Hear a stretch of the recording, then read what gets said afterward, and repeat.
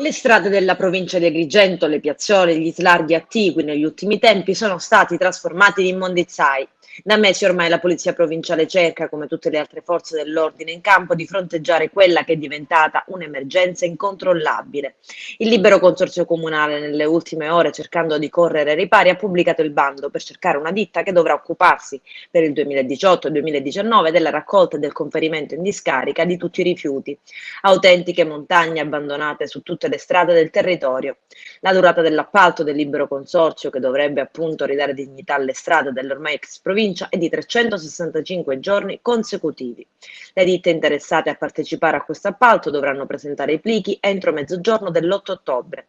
Il termine di ricezione delle offerte viene ridotto a 20 giorni per l'urgenza di provvedere ai lavori, spiegano sempre dal libero consorzio. Plichi che dovranno arrivare al libero consorzio comunale di Agrigento, gruppo contratti di via Crone 27. La prima seduta per l'apertura delle offerte nella sala gare del libero consorzio è prevista per le ore 9 del 9 ottobre.